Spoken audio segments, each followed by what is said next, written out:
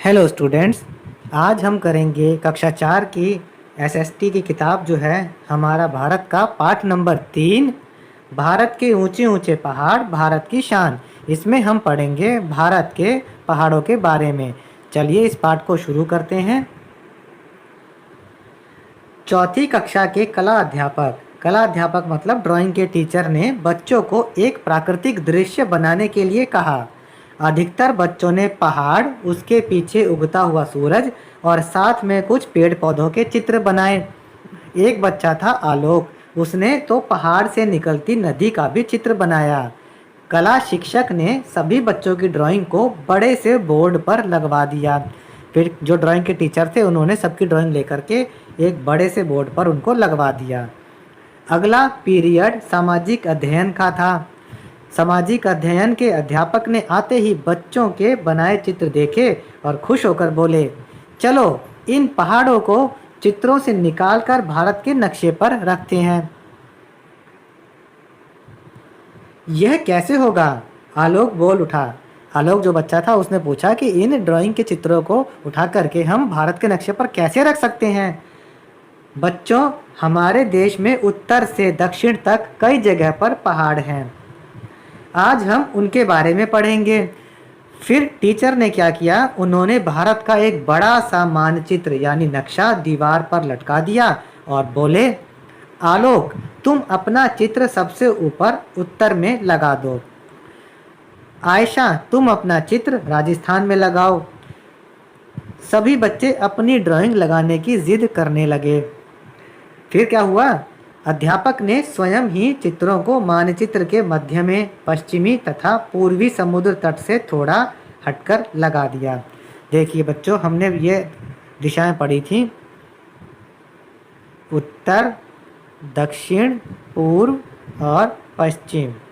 तो भारत के नक्शे पर क्या किया, अध्यापक ने उत्तर दिशा में पहाड़ लगा दिए, राजस्थान में लगा दिए, ठीक है बच्चों, और ये पश्चिम में ऐसे लगा दिए और पूर्वी घाट पर ऐसे लगा दिए। मानचित्र की तरफ इशारा करते हुए बोले,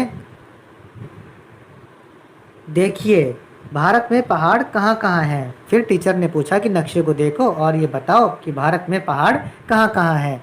तो भारत के उत्तर में हिमालय पर्वत और काराकोरम पर्वत। देखिए ये दिशाएं हैं, अगर यहाँ उत्तर है, यहाँ दक्षिण, यहाँ पूर्व और यहाँ पश्चिम है, तो उत्तर में हिमालय पर्वत और काराकोरम पर्वत हैं, ठीक है। मध्य भारत में विंध्याचल और सतपुड़ा पर्वत, यानी मध्य यानी बीच में, यहाँ पर विंध्याचल और सतपुड़ा पर्वत हैं।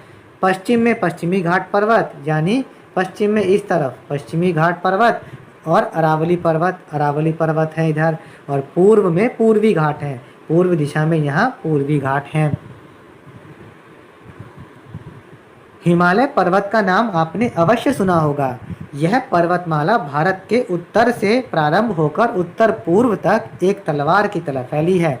बच्चों, भारत के उत्तर दिशा से लेकर ये उत्तर पूर्व दिशा तक यह पर्वतमाला इस तरीके से एक तलवार की तरह फैली हुई है। इस पर्वतमाला में एक के बाद एक 3 लगातार पर्वतमालाएं हैं, और जो ये हिमालय पर्वतमाला उत्तर से लेकर उत्तर पूर्व तक है, इसमें 1, 2, 3 इस तरह 3 पर्वतमालाएं एक साथ हैं।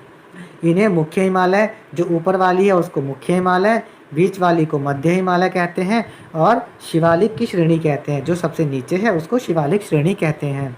इन पहाड़ों के ऊंचे उठे नुकीले भाग को चोटी या शिखर कहते हैं। और बच्चों, ये जो पहाड़ है ना, इनकी जो ऊपर नोक निकली होती है, इसको चोटी या शिखर कहते हैं। और जब कई सारी चोटियाँ एक पंक्ति में रहती हैं और जब ऐसी कई सारी चोटियाँ एक लाइन में रहती हैं, तो इनको हम पर्वतमाला कहते हैं या फिर पर्वत श्रेणी कहते हैं। तो पर्वतमाला या पर्वत श्रेणी का मतलब है कई सारी पहाड़ी चोटियाँ एक लाइन में जब आ जाती हैं तो हम इसको पर्वतमाला या पर्वत श्रेणी कहते हैं। हिमालय पर्वतमाला की अधिकांश चोटियाँ पंक्ति में हैं, तो इन्हें पर्वतमाला या पर्वत श्रेणी कहते हैं। और हिमालय पर्वतमाला जो है, इसके पहाड़ों की चोटियाँ जो हैं वो एक लाइन में हैं, इसीलिए हम हिमालय को पर्वतमाला या पर्वत श्रेणी कहते हैं। और हिमालय पर्वतमाला की अधिकांश चोटियाँ बहुत ऊंची हैं, इनकी ऊंचाई बहुत ज़्यादा है, वर्ष भर बर्फ से ढकी रहती हैं। इनकी जो ये पर्वत की चोटियाँ हैं इनमें साल भर बर्फ़ जमी रहती है और जब धूप इन पर पड़ती है तो ये चमकने लगती हैं। इसी हिमालय पर्वत में संसार की सबसे ऊंची चोटी एवरेस्ट स्थित है और इन्हीं हिमालय पर्वतों पर माउंट एवरेस्ट यानी एवरेस्ट की पर्वत चोटी है जो कि दुनिया की सबसे ऊंची पर्वत चोटी है। अब देखिए आयशा ने क्या पूछा टीचर से, आपने मेरा चित्र राजस्थान में लगाया है, वहाँ कौन सा पहाड़ है?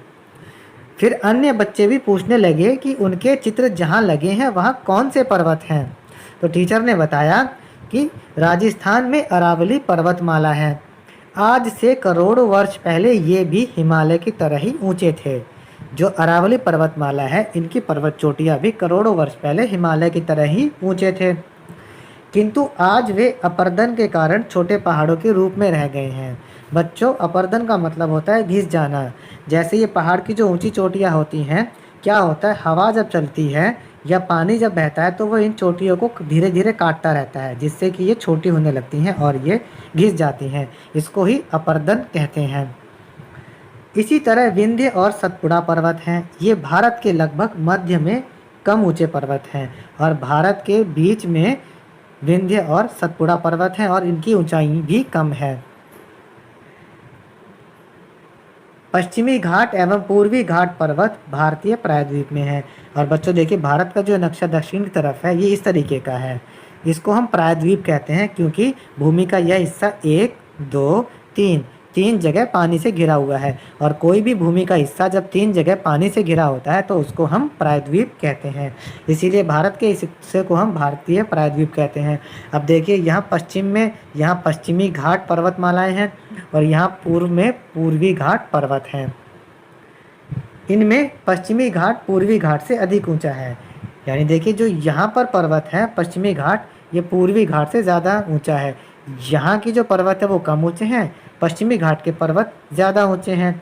अरावली पर्वत की तरह पश्चिमी घाट एवं पूर्वी घाट की चोटियों पर भी बर्फ नहीं होती है। देखिए, अरावली पर्वत, पश्चिमी घाट और पूर्वी घाट की चोटियों पर भी बर्फ नहीं होती। बर्फ केवल हिमालय पर्वतमाला पर है। हाँ, यहाँ घने जंगल अवश्य हैं क्योंकि पश्चिमी घाट पर्वतों पर बहुत अधिक वर्षा होती है और भारत के जो पश्चिमी घाट हैं वहाँ पर बारिश बहुत होती है, इसलिए यहाँ पर घने जंगल भी हैं। इन पहाड़ों पर भी लोग रहते हैं। भारत के कई राज्य हिमालय की गोद में बसे हैं, जैसे उत्तराखंड, हिमाचल प्रदेश, जम्मू कश्मीर, अरुणाचल प्रदेश, सिक्किम, नागालैंड, मिजोरम, मणिपुर, असम आदि। तो भारत के जो ये राज्य हैं इनमें हिमालय पर्वत होकर के गुजरते हैं। बच्चों, यहाँ इस नक्शे को हम देख लेते हैं कि इस नक्शे में भारत के पर्वतों के बारे में दिखाया गया है। जैसे देखिए, अरावली पर्वतमाला यहाँ पे है, ये विंध्य, सतपुड़ा, पश्चिमी घाट, पूर्वी घाट और ये हिमालय यहाँ से लेकर के यहाँ तक फैले हुए हैं। आगे पढ़ते हैं। देखो, पर्वतों की सैर। दिल्ली से सबसे नज़दीक उत्तराखंड है। उत्तराखंड राज्य जो पर्वत राज्य है यह सबसे नज़दीक है। हरिद्वार एवं ऋषिकेश हिंदुओं के मशहूर तीर्थ स्थल हैं। यहाँ पर बहुत अच्छे मंदिर हैं। उसके बाद जैसे जैसे हम उत्तर की ओर बढ़ते हैं ठंड बढ़ती जाती है। बच्चों, दिल्ली से जैसे जैसे हम उत्तर की तरफ बढ़ेंगे वैसे वैसे ठंड बढ़ती जाएगी क्योंकि ऊंचाई बढ़ने लगती है, जो पहाड़ी इलाका है वो भी बढ़ने लगते हैं। गंगोत्री में गोमुख नामक स्थान से प्रसिद्ध नदी गंगा निकलती है। यहाँ दूर दूर तक पूरे वर्ष बर्फ फैली रहती है। यही बर्फ पिघल पिघल कर नदी के रूप में बहती रहती है। अतः गंगा नदी में जल हमेशा रहता है क्योंकि पहाड़ों से हमेशा बर्फ पिघलती रहती है और गंगा नदी में पानी हमेशा रहता है। थोड़े समय के लिए गर्मियों में जब बर्फ पिघलती है तो यहाँ घास और मौसमी फूलों की अनगिनत किस्में उग जाती हैं। जैसे क्या होता है, पहाड़ों पे जो बर्फ़ होती है वो जब गर्मियों में पिघलने लगती है तो वहाँ पर क्या होता है, थोड़े समय के लिए घास और मौसमी फूल उगाते हैं और इसी इलाके को फिर बुग्याल कहते हैं। और यहाँ के जो आदिवासी लोग रहते हैं जैसे गुर्जर और बकर, वो अपनी भेड़ बकरियों को चराने यहीं लाते हैं। नंदा देवी, केदारनाथ, गंगोत्री में ऐसे कई बुग्याल हैं। बच्चों, ऐसा ही दूसरा पहाड़ी राज्य हिमाचल प्रदेश है। दिल्ली और अन्य मैदानी भागों से लोग शिमला, कुल्लू मनाली, रोहतांग पास आदि जगहों पर घूमने के लिए खूब जाते हैं। बच्चों, आप भी कभी ना कभी शिमला या कुल्लू मनाली घूमने के लिए गए होंगे। रंग बिरंगी कढ़ाई वाली गोल टोपी यहाँ की पहचान है और हिमाचल प्रदेश फलों मुख्य रूप से सेब की खेती के लिए मशहूर है। हिमाचल प्रदेश के सेब बहुत मशहूर हैं और यहाँ पहाड़ों की ढाल पर चीड़ या देवदार के बड़े बड़े पेड़ होते हैं। जो ये पहाड़ है ना बच्चों, इनका जो ढाल होता है यहाँ पर ऐसे बड़े बड़े पेड़ उगे होते हैं। हिमाचल प्रदेश से उत्तर पश्चिम में धरती का स्वर्ग कहा जाने वाला जम्मू कश्मीर राज्य है। बच्चों देखिए, ये दिशा उत्तर है और ये पश्चिम है। इसके बीच की दिशा जो ये होती है इसको हम उत्तर पश्चिम कहते हैं। हिमाचल प्रदेश से जब हम इस दिशा में जाते हैं तो हमें कश्मीर राज्य दिखता है, जम्मू कश्मीर राज्य है। बच्चों यहाँ पर ध्यान देने वाली बात यह है कि जम्मू कश्मीर अब एक राज्य नहीं रहा है। भारत सरकार ने इसको एक केंद्र शासित प्रदेश बना दिया है। जम्मू कश्मीर का दक्षिणी भाग जम्मू है जो कि कम ऊंचाई पर है। जम्मू की ऊंचाई कम है। यहाँ का मौसम भी गर्मियों में हल्का गर्म और सर्दियों में ठंडा होता है। और कश्मीर बर्फ से ढके पहाड़ों के मध्य यानी बीच में है। कश्मीर की डल झील और उस पर तैरते शिकारे और हाउस बोट बहुत ही सुंदर लगते हैं। यहाँ की मुख्य नदी है झेलम। कश्मीर में ऊंचे पहाड़ों पर देवदार, फर और चिनार के वृक्ष दिखाई देते हैं। कश्मीर में ऊंचे ऊंचे पेड़ हैं, वह है देवदार, फर और चिनार के पेड़। चिनार के वृक्ष पर्वतों के निचले क्षेत्रों में भी होते हैं। जैसे ये बच्चों ये पहाड़ हैं, यहाँ का निचला हिस्सा ये होता है, यहाँ पर भी चिनार के पेड़ पाए जाते हैं। कश्मीर में कई स्थानों पर केसर की खेती भी की जाती है। यह राज्य मुख्य हिमालय की श्रेणियों से घिरा हुआ है, यानी हिमालय के जो सबसे ऊपर के पर्वत हैं वो कश्मीर में ही हैं। यहाँ के लोग ठंड से बचने के लिए ऊनी फिलन पहनते हैं और गले में बांस की टोकरी में बनी अंगीठी लटकाते हैं, जिससे उनका शरीर गर्म रहता है। आते हैं पहाड़ों के गांव में। पहाड़ों पर बड़ी समतल ज़मीन बहुत कम मिलती है। पहाड़ों पर जो है ना फिर प्लेन ज़मीन, समतल ज़मीन कम मिलती है, इसलिए यहाँ के गांव छोटे छोटे और दूर दूर होते हैं। यहाँ के घर पत्थर, लकड़ी और मिट्टी से बने होते हैं। ये घर ढलानों पर थोड़ी जगह को समतल करके बनाए जाते हैं। जैसे देखिए बच्चों, ये पेड़ जो पहाड़ है, ये इस पहाड़ का ढलान है, इसको थोड़ा समतल कर लिया, काट के ऐसा कर लिया और यहाँ पर फिर घर बना लेते हैं। ये घर ढलानों पर थोड़ी जगह को समतल करके बनाए जाते हैं। पर्वतों के मध्य घाटियों में कुछ बड़े गांव भी होते हैं, वहाँ घर भी बड़े और पक्के बनाए जाते हैं। अब जैसे ये बच्चों पर्वत हैं, इनके बीच में जो जगह होती है इसको हम बोलते हैं घाटी। यहाँ पर कई बड़े गांव भी होते हैं और यहाँ के घर बड़े भी होते हैं और पक्के भी होते हैं।